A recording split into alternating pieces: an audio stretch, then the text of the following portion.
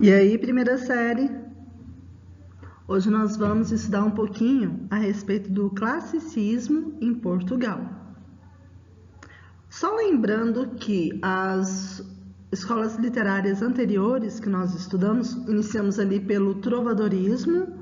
Aí vocês lembram que no trovadorismo, a presença do teocentrismo, o domínio da Igreja Católica. Já no humanismo, nós temos a presença do antropocentrismo. E já aqui no classicismo, vocês vão observando as características que vão diferenciando esse período. Lembrando que o classicismo em Portugal foi na época em que Portugal estava no auge. Na época da colonização do Brasil, a chegada às Índias, então estava no domínio de todas as coisas. Então foi no momento de Portugal. Então, o classicismo, ele corresponde a um movimento artístico-cultural que ocorreu durante o período do Renascimento, a partir do século XV na Europa. O nome do movimento, que marca o fim da Idade Média e o início da Idade Moderna, faz referência aos modelos clássicos greco-romano. No campo da literatura, o classicismo é o nome dado aos estilos literários que vigoravam no século XVI. Na época do Renascimento, por isso, a literatura desse período também é chamada de literatura renascentista. Foi na época de um marco grande do Renascimento e estava no auge. Então, por isso também, tanto o classicismo quanto a literatura renascentista está se referindo ao mesmo movimento literário. Aqui nós vemos a imagem o nascimento de Vênus, que foi feito por Sandro Botticelli, é uma das obras mais emblemáticas do Renascimento italiano. Eu creio que vocês já tenham visto essa imagem em alguns lugares. Quanto ao contexto histórico, o que estava acontecendo ali naquele período? Na Idade Média, o período que durou 10 anos. O principal atributo da sociedade era a religião. Lembre-se aí lá pouco antes. Esse momento esteve marcado pelo teocentrismo, cujo lema eram os dogmas e preceitos da Igreja Católica, que cada vez mais adquiria fiéis. Assim, não era que eles estavam centralizados só em Deus, mas na realidade pelo domínio da Igreja Católica. Então, tudo aquilo que a Igreja Católica falava era lei. Assim, pessoas que tivessem contra ou questionassem esses dogmas eram excomungados, além de sofrer alexame na sociedade ou, em último caso, até mesmo a morte. Então, assim, quem tivesse algum pensamento diferenciado era final de vida mesmo, não tinha argumento. Quanto ao contexto histórico ainda, então, foi um período marcado por grande renovação artística e literária. A valorização da cultura antiga, da Grécia e de Roma. O crescimento das relações comerciais entre as principais cidades europeias, é o que eu disse. Portugal estava no auge, de consolidações, estava dominando o Brasil, dominando as Índias e outros lugares, então estava no topo mesmo. O fortalecimento da burguesia comercial como classe social, muitos desses burgueses passaram a financiar artistas e escritores. O renascimento urbano, provocado pelo comércio e êxodo rural, o aperfeiçoamento da imprensa, resultando da impressão de livros e maior circulação de ideias. Foi também o período das grandes navegações, dos descobrimentos e conquistas marítimas, principalmente por parte dos reinos de Portugal e Espanha. Aumentou o contato dos europeus com povos desconhecidos de outros continentes, como a América, a África, a Ásia. A evolução dos conhecimentos científicos na Europa, então, se estava havendo essa parte cientificista, é porque eles começavam a raciocinar de uma maneira diferenciada. Com avanços na astronomia, matemática, anatomia, física, química e outros. Nesse contexto, o homem passa a ter maior conhecimento da natureza. Também o enfraquecimento da Igreja Católica enquanto detentora única das explicações dos fatos e acontecimentos do mundo físico e espiritual. O surgimento no campo religioso das reformas protestantes, como a luterana, calvinista e anglicana, que contribuíram ainda mais para a difusão do poder da Igreja Católica na Europa. Esse momento esteve marcado por grandes transformações e descobertas históricas. Então, assim, o que estava acontecendo principalmente nesse período? As grandes navegações, a reforma protestante, que levou a uma crise religiosa encabeçada por Martinho Lutero.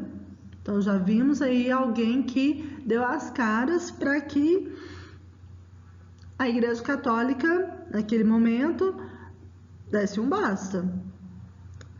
A invenção da imprensa pelo alemão Gutenberg, o fim do sistema feudal, que foi o início do capitalismo, o cientificismo de Copérnico e Galileu, algumas características marcantes do classicismo. Para o artista clássico renascentista, a perfeição estética havia existido na antiguidade e, portanto, os artistas grego-romanos deveriam ser tomados como modelos de perfeição estética. Não seria possível superá-los, mas seria possível imitá-los. A imitação na arte recebe o nome de mimesis. A arte mimética é a arte da imitação fiel da natureza.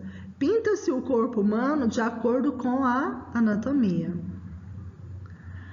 A arte clássica não se preocupa com a originalidade.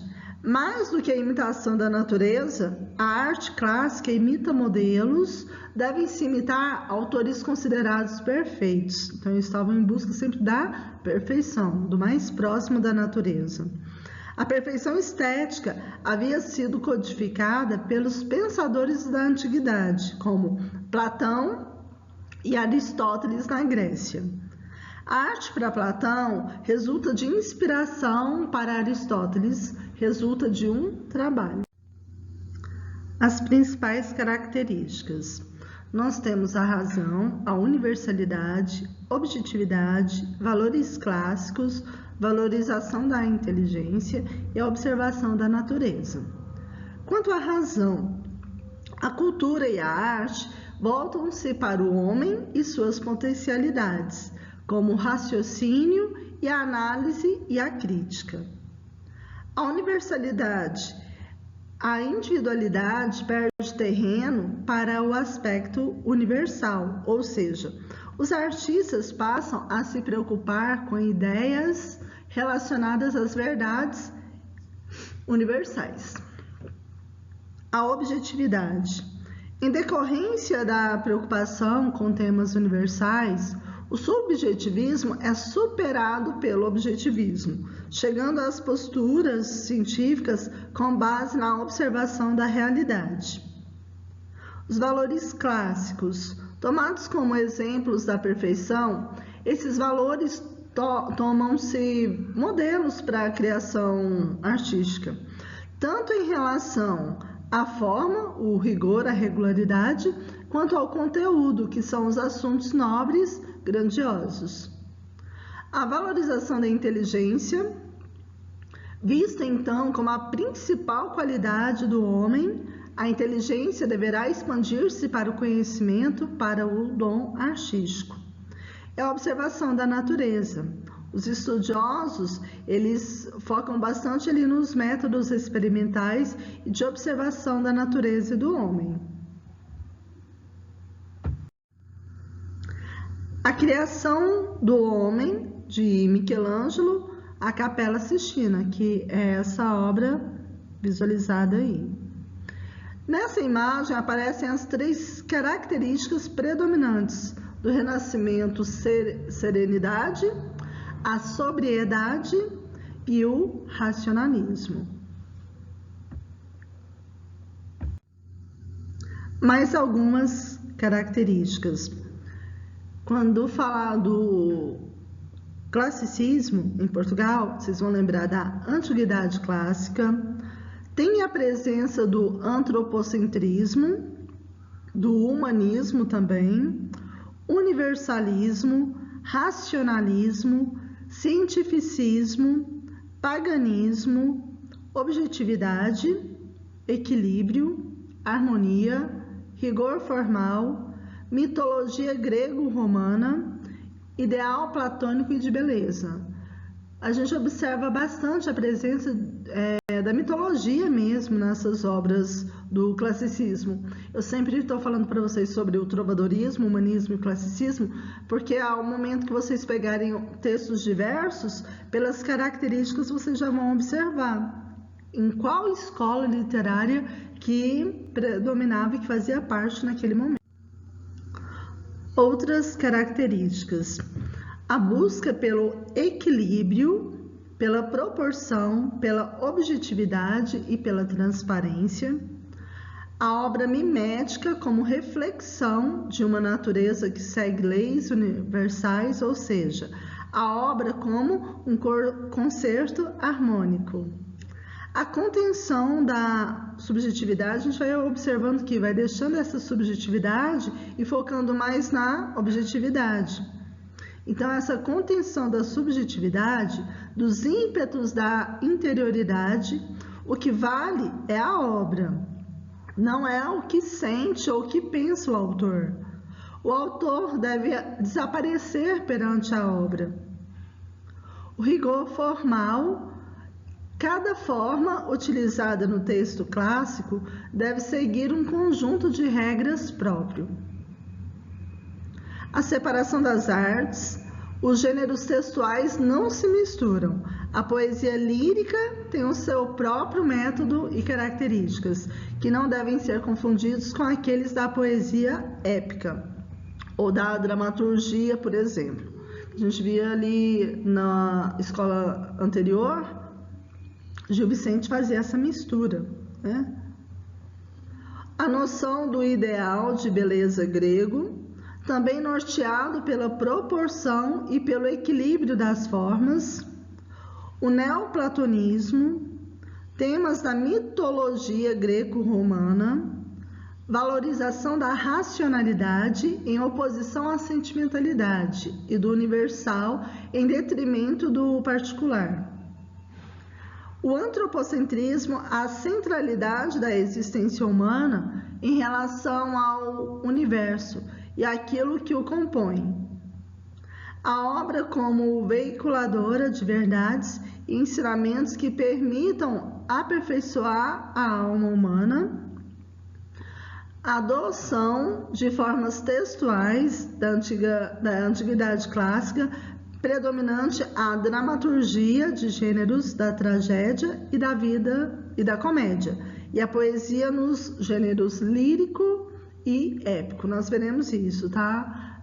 Sobre esses gêneros que nós teremos 2 que serão bem diferenciados, o lírico e o épico.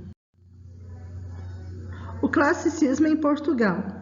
Embora na Itália o classicismo tenha se insinuado em meados do século XIII, é apenas em 1527, com Sá Miranda. Sá Miranda vai ser o cara que vai trazer essa forte influência do classicismo, que o movimento tem início em Portugal, influenciado pelo Dolce Estilo Novo, que era o doce estilo novo, em tradução livre, que aprendera na Itália. Sá Miranda introduz à literatura o gênero do soneto decassílabo, que ficaria conhecido como medida nova, em oposição à medida velha, e das redondilhas, 5 ou 7 sílabas métricas. Então aqui a gente já vai ter um novo estilo literário. Sá Miranda saiu de Portugal, foi à Itália e pegou as novas tendências ali do momento literário, que eram os sonetos. Então ele vai levar para Portugal a inovação dos sonetos. Os sonetos, no caso, nós temos ali 14 versos, sendo 3 quartetos e 3 tercetos, e é tudo metrificado. Nós temos aí o soneto decassílabo, então tudo sob medida. Arco da Rua Augusta, na Praça do Comércio, em Lisboa, exemplo da arquitetura clássica em Portugal. Foi predominante no classicismo português a temática do neoplatonismo. Está se referindo mesmo a Platão, que é a escola filosófica que retomava a filosofia amorosa de Platão. Vocês ouviram falar bastante, né? No amor platônico, aquele amor idealizado, porém não satisfatório.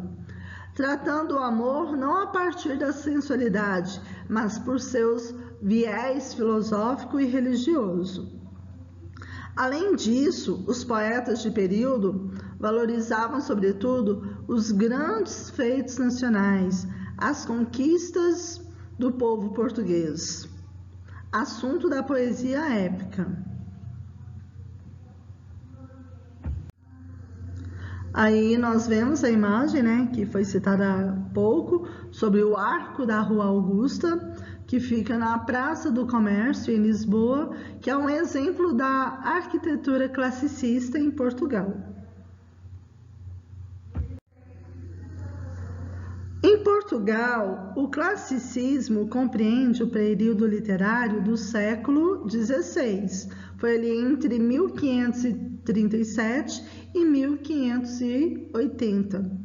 O marco inicial do movimento foi quando o poeta e intelectual Sá de Miranda retorna da Itália, trazendo a Portugal as novas ideias, as tendências literárias, como o uso do verbo decassílabo, que ficará conhecido como medida nova, em oposição à métrica anterior, e o verso redondilho, que passará a ser conhecido com o nome de medida velha.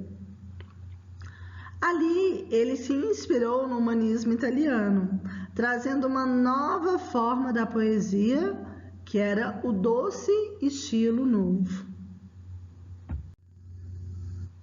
Esse novo modelo estava baseado na forma fixa do soneto, que são 2 quartetos e 2 tercetos. Cada quarteto representa o quê? 4 versos. E o terceto, ele representa 3 versos.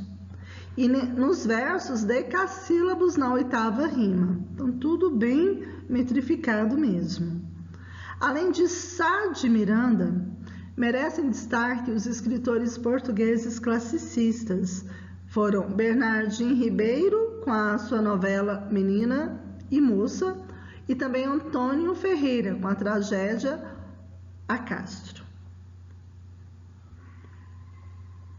No entanto, foi a partir de Luís de Camões, um dos maiores poetas portugueses e da literatura portuguesa, que vai ganhar essa notoriedade.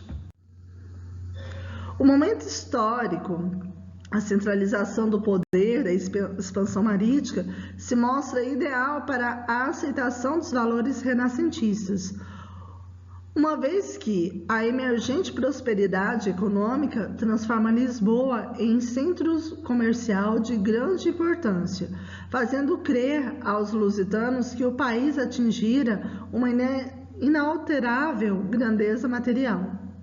A atividade literária reflete essa atmosfera de exaltação épica e independência econômica, em obras que apresentam Portugal como grande nação vitoriosa. Foi no reinado de Dom Manuel o Venturoso e no reinado de Dom João III que o Renascimento floresceu em Portugal, Dentro e fora do país, as atividades intelectuais e culturais foram estimuladas, sendo introduzidos os estudos humanistas na universidade. Datam dessa época as primeiras gramáticas da língua portuguesa. O principal poeta desse período foi Luís Vaz de Camões. Aí nós vemos a imagem de Luís Vaz de Camões, que viveu ali de 1524 e faleceu em 1580, já nesse período.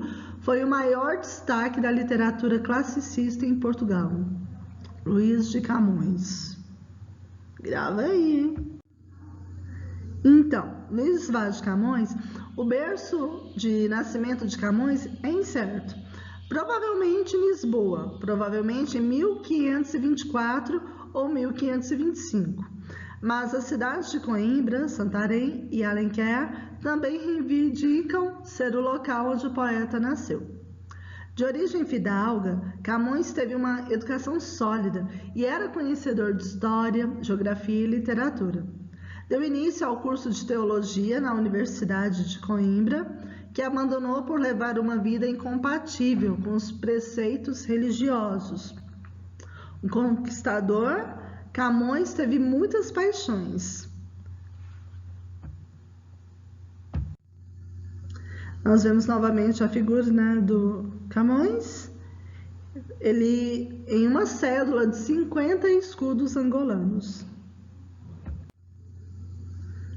Camões envolveu-se em duelos e fez inimizades, o que levou a alistar-se e embarcar como soldado para Celta, lutando contra os mouros e perdendo o olho direito em combate.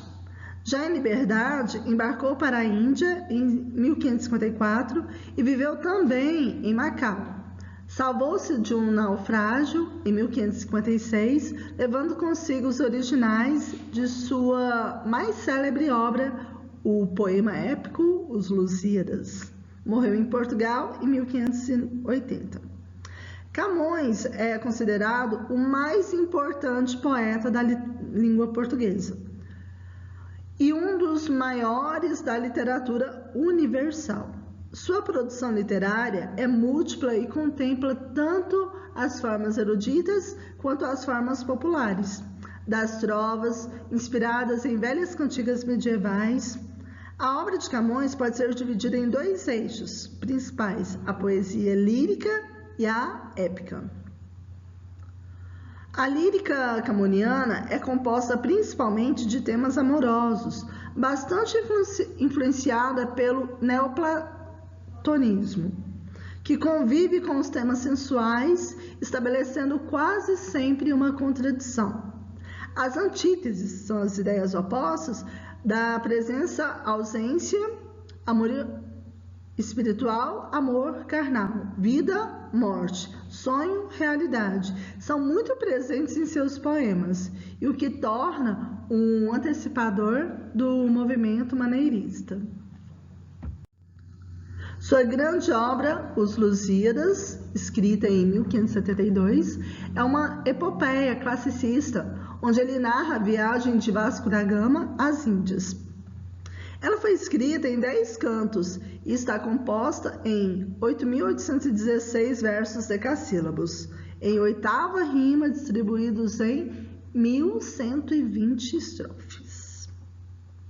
O classicismo em Portugal permaneceu até 1580. Esse é o ano da morte de Camões e também da união das coroas ibéricas, aliança estabelecida até 1640 entre Espanha e Portugal. No Brasil, esse período ficou conhecido como o quinhentismo, que vai ser o conteúdo da próxima aula. Aqui nós temos um exemplo da poesia de Camões. Diz: é um soneto, observem a presença de 2 quartetos e 2 tercetos, e tudo em decassílabos. Alma minha gentil que te partiste, tão cedo desta vida descontente, repousa lá no céu eternamente, e viva eu cá na terra sempre triste. Se lá no assento etéreo onde subiste, memória desta vida se consente, Não te esqueças daquele amor ardente. E se vires que pode merecer-te alguma coisa, a dor que me ficou, da mágoa sem remédio de perder-te. Roga a Deus que teus anos encurtou, que tão cedo de cá me leve a ver-te. Quão cedo de meus olhos te levou. Aqui a gente percebe a presença da antítese, né? Morte, vida. Então nós temos também os Lusíadas, Lusíadas significa lusitanos, ou seja, são os próprios lusos, em sua alma como em sua ação. O título da obra Os Lusíadas refere-se aos povos ibéricos pré-romanos, que viviam na Península Ibérica. A cidade, chamada de Lusitânia, ocupava o atual território de Portugal. A obra Os Lusíadas foi publicada em 1572. É a epopeia do povo português. Essa obra é composta de 10 cantos, repartidos em 1102 estrofes em oitava rima. São 8 versos por estrofe e rima, e decassílabos heróicos. A epopeia camoniana é dividida em 3 partes. Temos a introdução, narração e epílogo. Na introdução, a presença da proposição, invocação e a dedicatória. Aí na narração e o epílogo nós temos como assunto a viagem de Vasco da Gama às Índias. A narração tem início quando as caravelas de Vasco da Gama já estão navegando pelo Oceano Índico. Portanto, em plena viagem, os navegantes são supervisionados pelos deuses do Olimpo, que decidem o destino dos navegantes após a realização de um concílio. Os portugueses encontram em Vênus uma preciosa aliada e em Baco o mais ferrenho inimigo. Olha, em Vênus, aí vocês já vão observando aí a presença da mitologia greco-romana. Na costa oriental da África, os portugueses aportam em Moçambique e depois em Melinde, cujo rei pede a Vasco da Gama que conte a história do país, motivo dos cantos 3 e 4. 2 episódios serão destacados dentro da história de Portugal.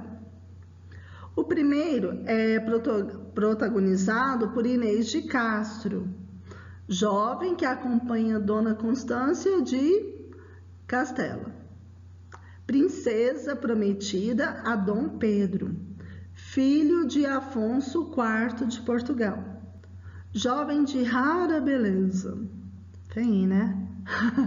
Inês atrai a atenção do príncipe herdeiro que, após a morte da esposa, casa-se com ela.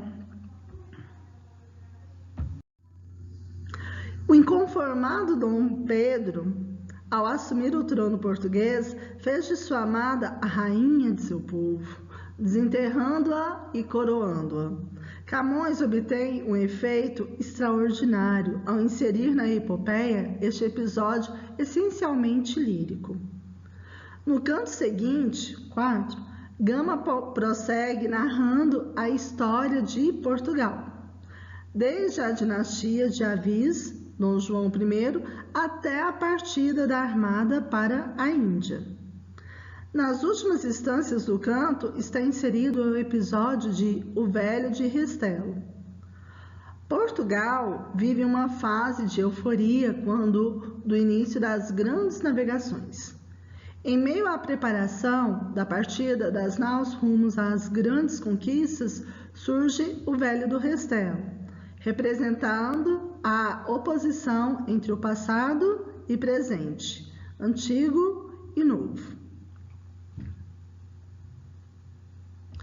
E o Velho do Restelo simboliza a preocupação daqueles que antevêm o sombrio para a pátria. Galerinha, vale a pena vocês fazerem a leitura dos Lusíadas. É uma obra marcante do início ali do classicismo e traz muitas informações a respeito do período histórico também, para vocês adquirirem melhor o seu conhecimento. Beijinho.